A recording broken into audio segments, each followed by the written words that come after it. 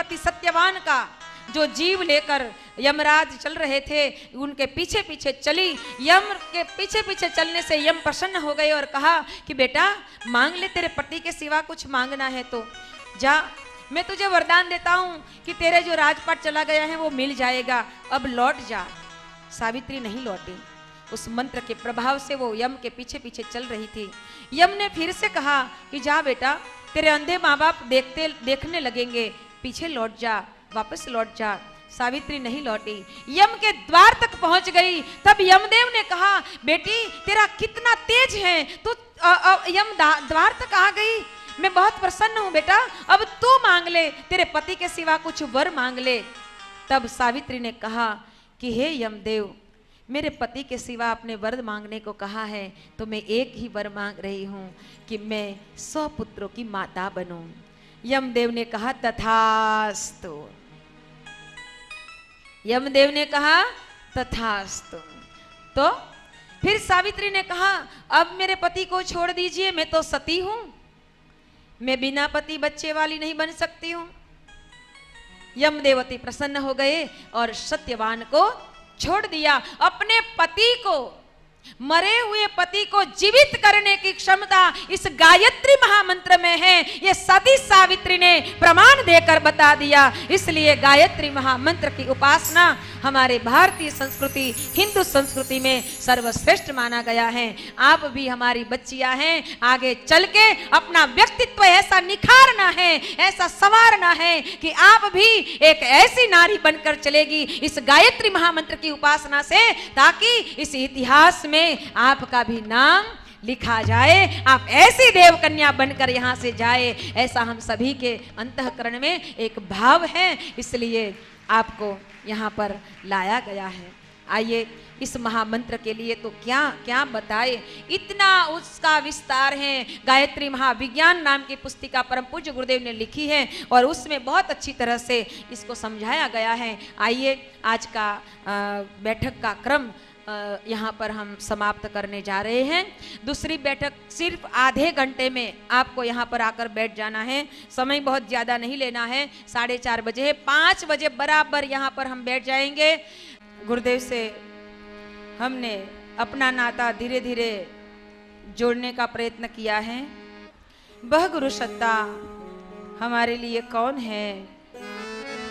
सच में गुरुदेव हमारे जीवन की नैया को पार लगाने वाले, सच में ही गुरुदेव हमारे जीवन का कल्याण करने वाले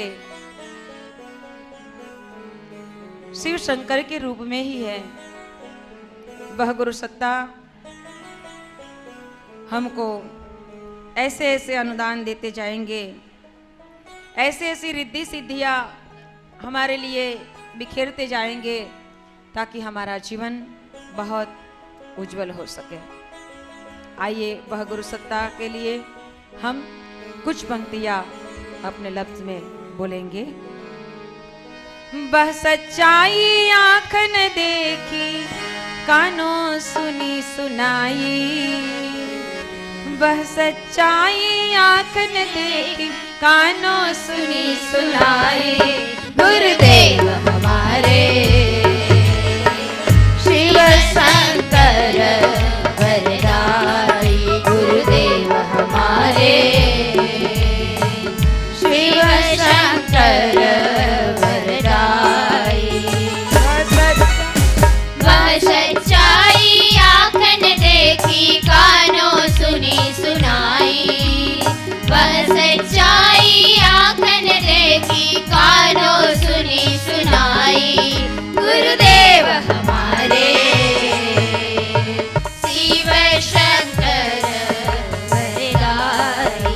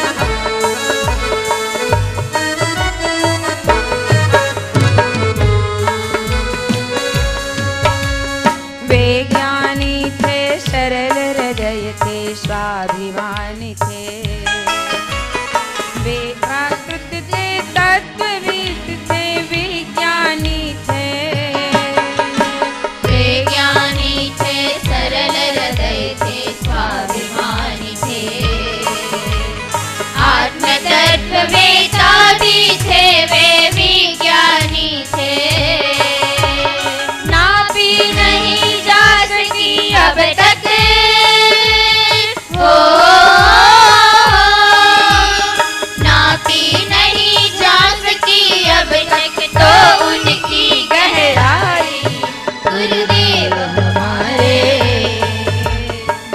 शिव शंकर वरदाई गुरुदेव हमारे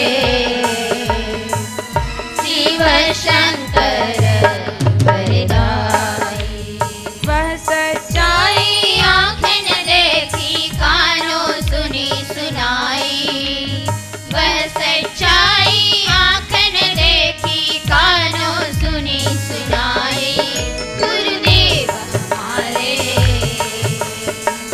शिव शंकर वरदाई गुरुदेव हमारे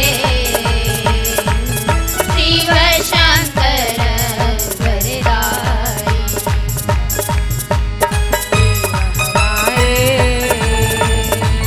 शिव शंकर वरदाई गुरुदेव हमारे शिव शंकर वरदाई बोल परम पूज्य गुरुदेव की जय।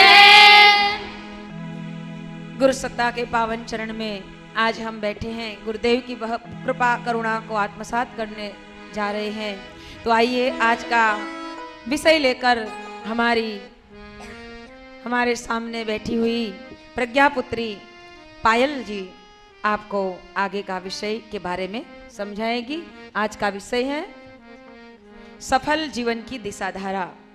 सफल जीवन की दिशाधारा के माध्यम से हमें गुरुदेव की अमृतवाणी, गुरुदेव के संदेश को प्रज्ञापुत्री पायल जो MA BEd हुई है और आज गुरुदेव के कार्य में अपना जीवन समर्पित करके चल रही है।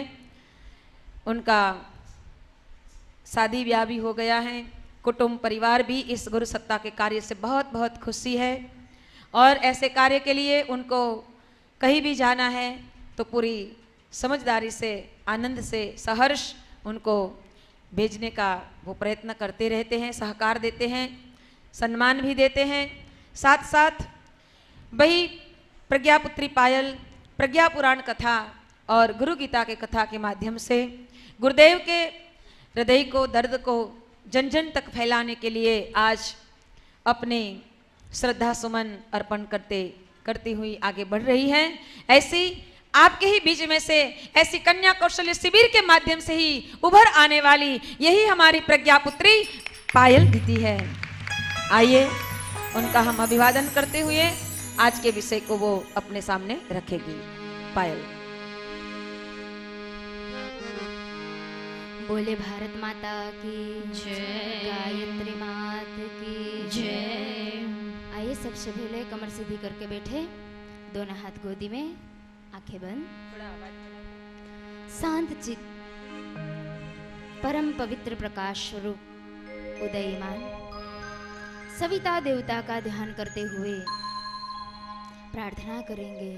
हे प्राण रक्षक, दुख नाशक, सुख स्वरूप, श्रेष्ठ, तेजस्वी, पापनाशक देव स्वरूप परमात्मा को हम अपने भीतर में, अंतरात्मा में धारण करते हैं। हे प्रभु, हम सबको सन्मार्ग की ओर प्रेरित करें। आइए इसी मंगल भावना के साथ एक साथ सस्वर गायत्री महामंत्र।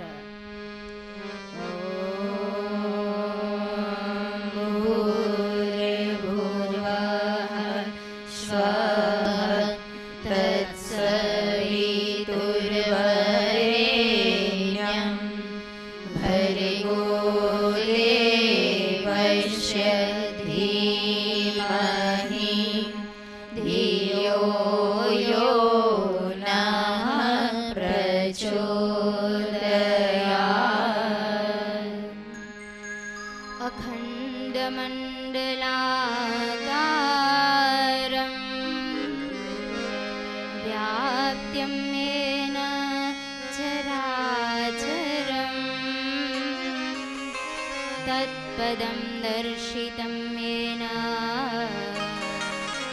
तस्मै श्री गुरवे नमः। या देवी सर्वभूतेषु शक्तिरूपेण संस्थिता नमस्तस्यै नमस्तस्यै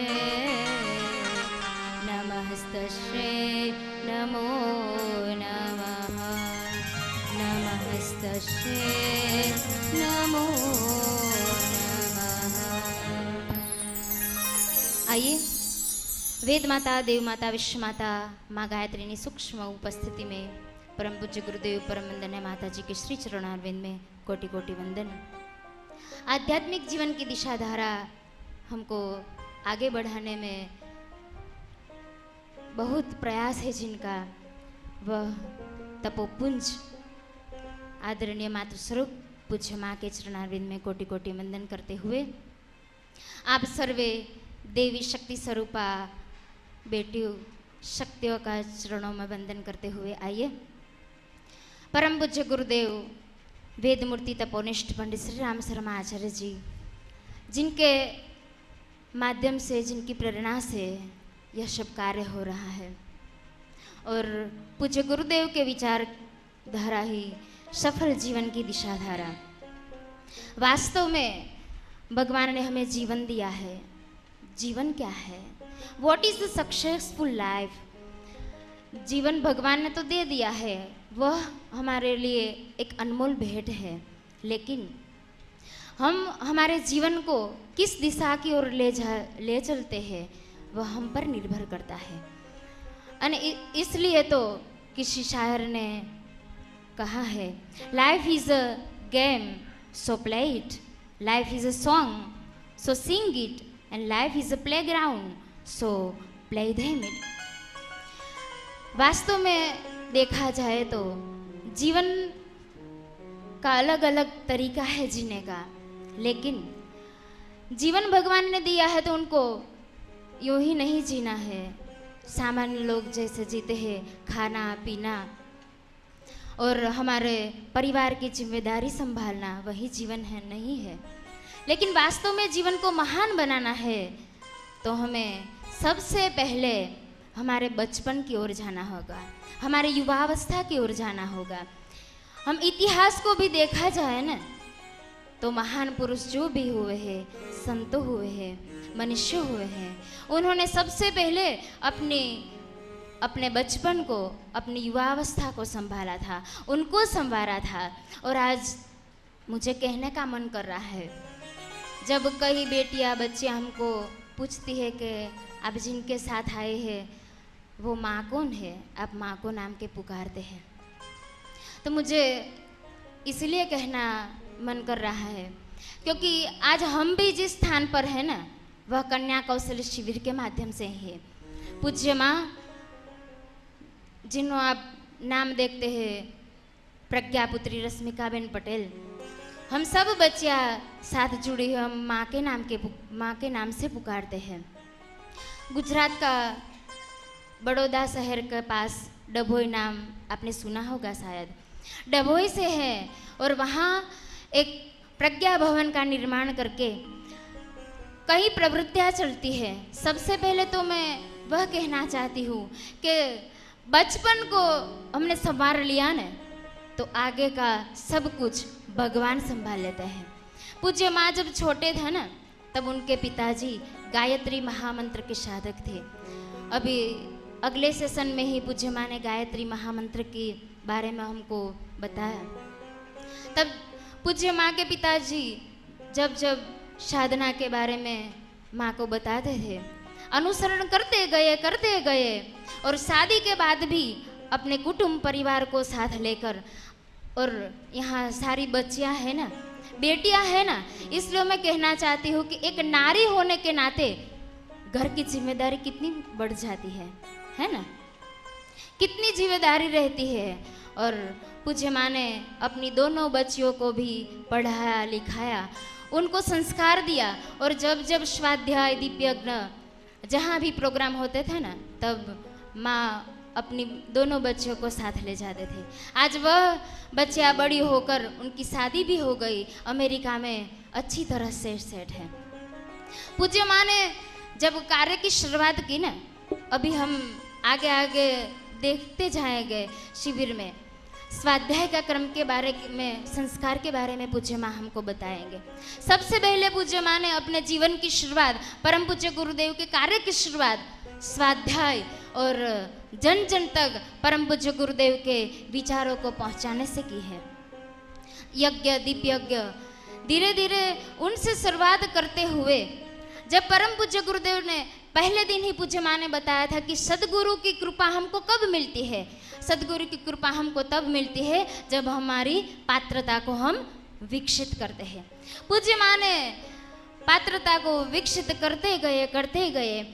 अब अगले सेशन में परम पूज्य माँ ने सूत्र बताया था, हम बदलेंगे युग बदलेगा, हम सुधरेंगे युग सुधरेगा, हम बदलेंगे युग बदलेगा। पूज्य माँ ने वह सूत्र को दोहराया ही नहीं है, लेकिन हमने तो माँ के साथ रहकर देखा है कि वह सूत्र को अपने जीवन में चरितार्थ भी किया है, और जीवन में चरितार्थ करते गए और पूज्य गुरुदेव की कृपा को प्राप्त करते गए।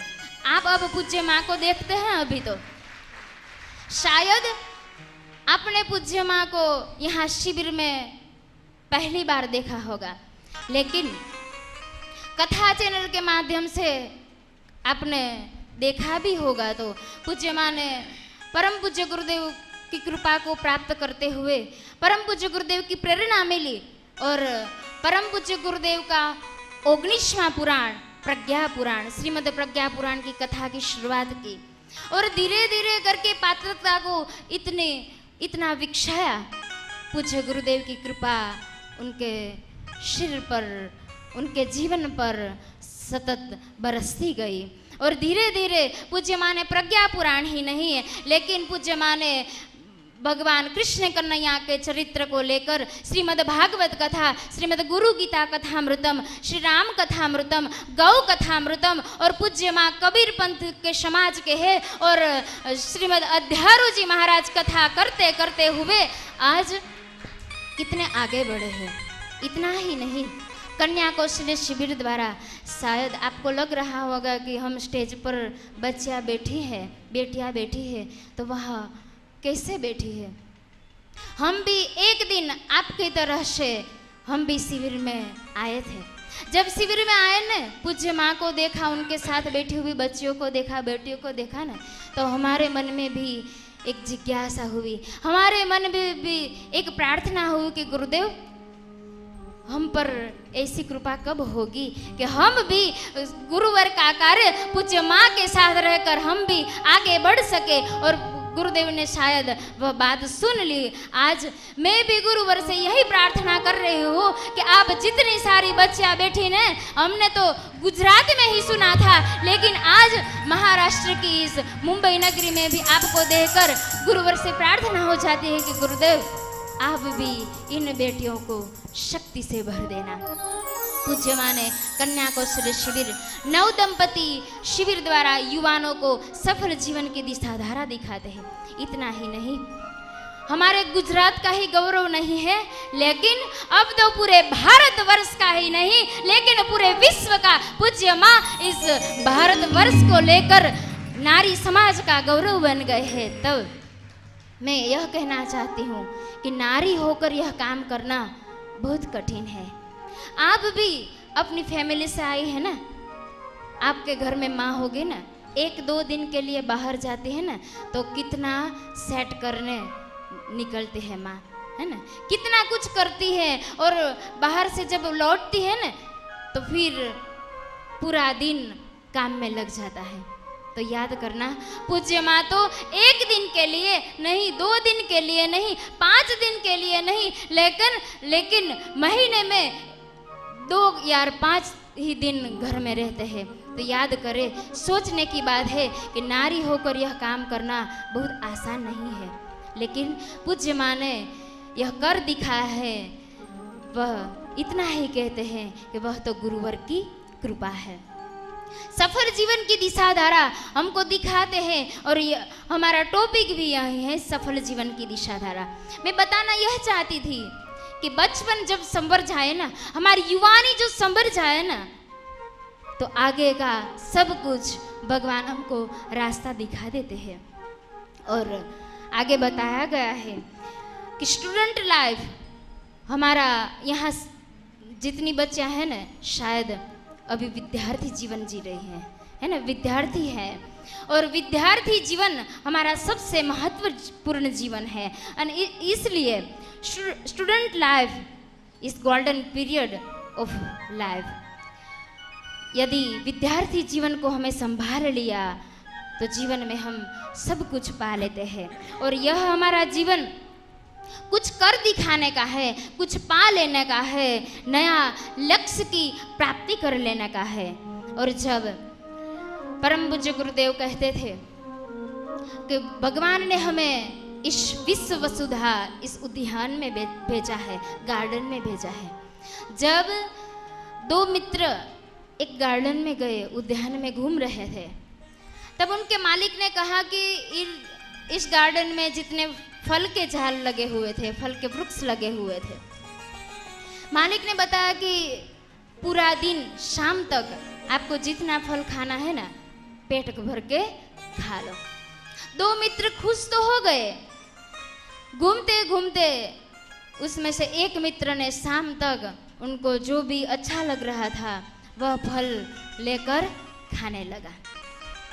पर दूसरे मित्र ने घूमते पूरा दिन घूम रहा, ये इस गार्डन में घूमते घूमते देखा, कड़ी धूप में भी वह घूमता रहा और देखा रहा कि कैसे पौधे लगाए जाते हैं, कैसे उनको पानी दिया जाता है, कैसी मिट्टी कैसे पौधों के लिए अच्छी है। और पूरा दिन निरीक्षण करते वह मित्र ने एक नए उद्यान बनाने का एक तरीका देख लिया। और जब थोड़े दिन के बाद वह दूसरे मित्र ने फिर से एक नया उद्यान बसा लिया। परम पूज्य गुरुदेव हमें बता रहे कि बेटा, हम भी विश्व एक उद्यान की तरह है, प्रभु का गार्डन है। हमें भी यहाँ परम पूज्य गुरुदेव हमें मार्ग दिखा रहे हैं, रास्ता, कि भगवान ने भी हमें कुछ दिनों के लिए भेजा है ना, अवधि है हमारे लिए, जीवन का कुछ समय है। इसलिए गुरुदेव ने हमें कहा कि हम भी जीवन में क्या पा सकते हैं वह हम पर निर्भर है। जीवन में 3 चीजों का महत्व है, 3 चीजों की आवश्यकता है। सर्वप्रथम डिटर्मिनेशन, डिवोशन एंड डेडिकेशन। दृढ़ इच्छा शक्ति, दृढ़ निश्चय शक्ति और दृढ़ विश्वास। अभी हमारे लक्ष्य को प्राप्त करने के लिए, अभी विद्यार्थी है ना, तो आगे कुछ लक्ष्य हो गए ना आपके, है ना। आप स्कूल जा रहे हैं, कॉलेज जा रहे हैं, तो आपका लक्ष्य होगा ना कुछ बनने का। तो कुछ लक्ष्य को प्राप्त करने के लिए क्या जरूरी है? फर्स्ट तो दृढ़ इच्छा शक्ति होनी चाहिए। हमारे लक्ष्य की प्राप्ति के लिए हमें इच्छा होनी चाहिए, दृढ़ निश्चय होना चाहिए। हमें कुछ भी प्राप्त करना है ना, तो हमें दृढ़ निश्चय से आगे बढ़ना है। फिर दृढ़ विश्वास होना चाहिए, हम प्राप्त करके ही रहेंगे, चाहे कितने भी कठिनाई आ जाए, कितने भी बाधा आ जाए। और आगे बताया कि जीवन की सब गतिविधियों को निश्चित और नियंत्रित करने का नाम है अनुशासन। अनुशासन के बिना हम जीवन में कुछ भी नहीं प्राप्त कर सकते हैं। इसलिए 2 बातें जरूर है, अनुशासन और नियमितता। हमारे राष्ट्रपिता महात्मा गांधी जी भी अनुशासन की ही बात करते थे, क्योंकि अनुशासन जब तक जीवन में है तब तक हम कुछ प्राप्त कर सकते हैं। आप भी शिविर में आकर यहाँ बैठे हैं तो पूज्य माँ भी आपको बारंबार कहते हैं कि लाइन में बैठे, शांति रखे। हम जीवन में जहाँ भी जाएंगे हमें अनुशासन से तो रहना ही होगा। और अनुशासन कैसा?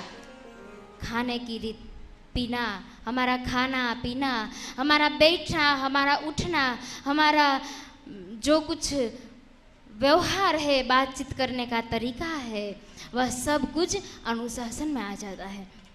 उनके बाद बताया गया है कि हम जो नियमितता की बात, क्योंकि लक्ष्य को प्राप्त करने के लिए, जीवन में कुछ प्राप्त करने के लिए हमें नियमितता को अपनाना पड़ेगा, है ना। अभी हम शिविर में आए हैं तो सुबह जल्दी उठ जाना है।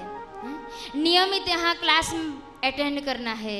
नियमित जो भी यहाँ से पूज्य माँ हमको बात बताते हैं उनका हम सही तरह से अनुसरण कर रहे हैं। लेकिन जब हम घर जाएंगे तब फिर से जैसे ऐसा नहीं बनना है।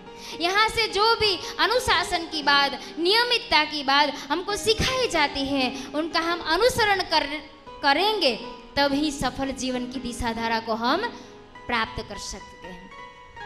एक छोटा सा दृष्टांत है कि जब हम मंदिर जाते हैं ना, यदि मंदिर ऊंचाई पर है ना तो स्टेप बाय स्टेप हम चढ़ते हैं ना ऊपर, तो हम ऊपर ऊपर उठते हैं। एक रास्ता है मंदिर की तरफ और एक रास्ता है वाव की तरफ, समझते हैं ना, जो हमें नीचे ले जाता है। जब दोनों रास्ते में से जब हमने एक रास्ता चूज किया, जब हम वाव की ओर जाते हैं ना तो दिन प्रतिदिन हम नीचे नीचे की ओर बढ़ते हैं। और जब हम मंदिर का रास्ता पसंद कर लिया ना तो धीरे धीरे हम ऊपर उठते हैं। स्टेप बाय स्टेप ऊपर उठते उठते एक दिन ऐसा आ जाएगा कि जब हम भगवान की मूर्ति का दर्शन कर सकेंगे, हम पूर्ण स्वरूप को पा सकेंगे, हम हमारे लक्ष्य की प्राप्ति कर सके, हम जीवन में आगे बढ़ सकेंगे। और जब हम वाव का रास्ता चूज किया ना तो दिन प्रतिदिन हम नीचे की ओर चले जाएंगे। इसलिए जीवन तो भगवान ने दिया है, लेकिन किसी ओर ले जाना वह हम पर निर्भर करता है। और जीवन में सफल होने के लिए इन सब बातों के साथ साथ सबसे महत्व का पॉइंट है जीवन में भी पॉजिटिव बनना। क्योंकि जो व्यक्ति जैसा सोचता है ना वैसा बन जाता है। जैसी जिनकी सोच वैसा उनका व्यवहार। इसलिए तो whatever thoughts for they become words, whatever words for they become action, whatever action for they become our। जैसे हम सोचते हैं, जैसे वर्ड्स उनके बाद एक्शन, एक्शन के बाद बन जाती है हमारी habits, whatever habits for they become our character, whatever character they become our destiny। जब हम जैसा सोचते हैं, जैसे हमारे भीतर में कोई विचार आया और विचार से हमारा कर्म बन जाया, जैसा हमारा कर्म बनेगा वैसे हमारी हैबिट बन जाएगी। जैसी हमारी हैबिट होगी, आदत होगी हमारी, वैसा हमारा व्यक्तित्व बन जाएगा। और वह व्यक्तित्व हमें हमारे लक्ष्य तक पहुंचाने में मदद कर देगा। इसलिए जीवन में हमेशा सकारात्मक सोचना। पूज्य माँ तो हमें भी हमेशा यही कहते हैं कि ना शब्द जीवन में से निकाल दो। जब हम बोलते हैं कि माँ हमसे नहीं होगा, यहाँ भी हमको टॉपिक लेना था तो माँ ने बोला कि हम हिंदी में शायद नहीं ले पाएंगे। पूज्य माँ एक ही बात हमको याद दिलाते थे, ना शब्द को हमारी डिक्शनरी से में निकाल देना। नहीं होगा, हमसे नहीं हो पाएगा, वह सोचना ही नहीं। और आपको पता है इम्पॉसिबल वह लिख के देखना, अभी नहीं, अब यहाँ क्लास में से जब छूटे तब इम्पॉसिबल को